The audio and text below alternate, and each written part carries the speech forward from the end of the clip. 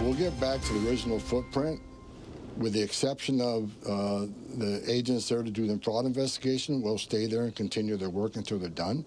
The agents investigating the church issue, where the people went into the church, they'll stay and get that work done. But there will be a small force, a security force, what we call RFQs. That will our security forces that will respond to when our agents are out and they get surrounded by agitators and things get out of control. Border Czar Tom Homan giving an update in Minnesota as ICE agents begin to wrap up some of their operations following thousands of illegal alien arrests and as the multi-billion-dollar fraud investigation intensifies. Joining us to discuss is Minnesota State Representative Nolan West. Thank you, sir, for joining us this morning. We appreciate it. Tell us what you're seeing on the ground there in Minnesota right now and how that's changed over the past month. It's been drastically changed since Tom Homan came to town, which exactly what I was hoping would happen. We're seeing a less visible enforcement effort, and Director ICE Todd Lyons and Tom Homan also expressed we want a targeted approach, and that's what we're seeing. None of the stuff we've been seeing in the media, people walking down the street. Now they're going in a much more targeted approach, so we're not having protesters roam the city anymore. The riots that we've been seeing, and we often see just a snapshot from the media, really of the temperature of what's happening in a location and of some residents there. What are your constituents, though, telling you? Well, they're glad to see Minnesota be in the national news less when there are riots every day. That was not the case. But they're also happy to see the targeted approach. Even red or blue, a targeted approach works a lot better because the goal is to get dangerous illegal aliens out of the country as soon as possible, and we'll figure out a way to deal with the rest. And that's really what the goal was from the bounce. So why do we see so many state lawmakers fighting this? Why didn't they just agree to this at the beginning? Well, Democrats have a strong man problem because people generally view them as weak, according to all the polling. So this is their effort to make themselves look strong. But it comes at the detriment to their constituents. What we need is governments to work together so that we can get dangerous illegal aliens out of the country and make our communities safer without causing undue destruction. I got to ask you about, speaking of destruction, I got to ask you about some of the damage from rioters.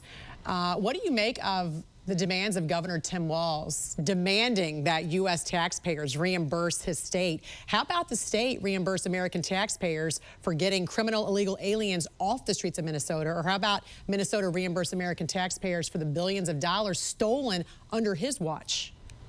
Yeah, that is basically a proposal to just have something to talk about during the legislative session, which starts today. So more asking for more money, very, very normal for Democrats, especially in Minnesota.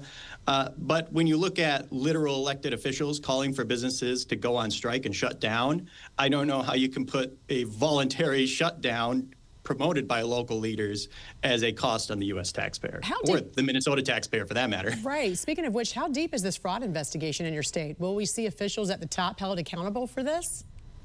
Well, I doubt it, honestly. That's what we've seen. They hardly even resign in shame, which is what many of them should do. It keeps getting deeper. We've had literal government employees forge documents to try and look like they visited a site. Actually did their jobs to enforce this law, but that's not what we're seeing. I expect us to see billions of more fraud as it goes, but at least we're getting to the bottom of it now because we've been talking about this for a while and they've denied it exists, but now you cannot deny it. Right, and you cannot deny what we're seeing also with Congresswoman Ilhan Omar's finances also under federal investigation. Is there any kind of investigation on the state level, and why do you think this was able to fly under the radar for so long? No, I don't have privy to that information, but I assume there's nothing going on at the state level.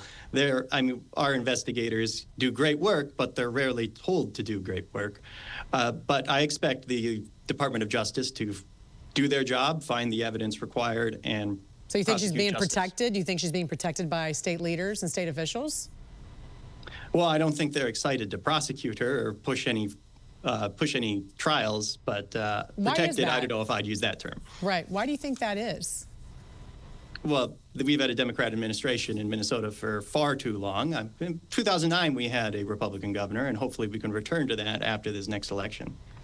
Deportations will continue in your state, and sanctuary policies are making those operations, as we talked about earlier, really make that more dangerous. Do you ever see a future where Minnesota cooperates with federal authorities? Well, I'm sure the Democrats would love to cooperate with a Democrat president, but sadly, that's not how this should work. When it comes to dangerous criminals, we should be on the same team.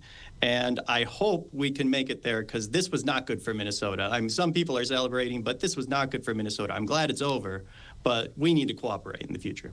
Minnesota State Rep Nolan West, thank you for joining us this morning. We appreciate it. Thank you. The Trump administration has denied Minnesota law enforcement any access to the evidence involved in the fatal shooting of Alex Preddy. The decision coming shortly after White House border czar Tom Homan announced a drawdown of federal agents in the state.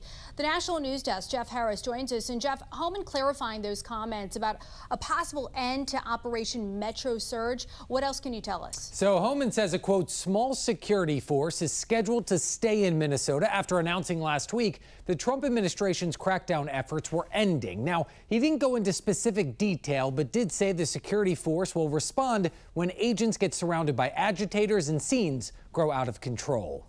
White House border czar Tom Homan announcing a small federal security force will remain in Minnesota even as most ICE and border agents begin to leave. They'll remain for a short period of time just to make sure the coordination, the agreements we have with local and state law enforcement stay in place and they respond to a public safety threat. Homan says over 1,000 agents have already left, with hundreds more scheduled to leave early this week. But those investigating the state's widespread fraud will be staying. We'll stay there and continue their work until they're done.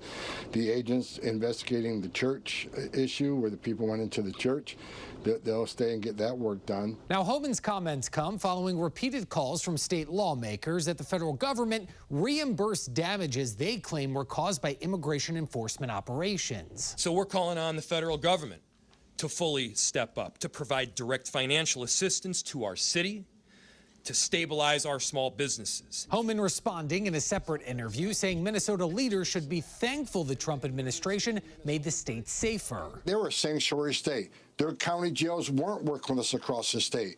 So you know what? We fixed it. They ought to be saying thank you. Meanwhile, Republican Minnesota State Representative Pam Altendorf is now questioning the integrity of voter roll data in Hennepin County, claiming she identified 3,000 active voter roll entries, missing key identifying information and potentially duplicate records. There's missing information. There's situations that looks like it might be duplicate voters. There's a lot of voters over 100 years old that were born in 1926 or earlier. According to Alpha News, 1900 was used as a placeholder birth year for voters who registered before 1983, since they weren't required to provide their date of birth. But Altendorf says, with the exception of Hennepin County, she's being blocked from accessing data in other counties. Why is there such an effort to block us or any election integrity group to see this information?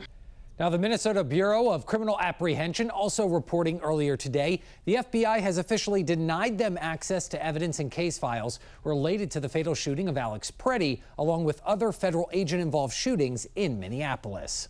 Reporting for the National News Desk, I'm Jeff Harris.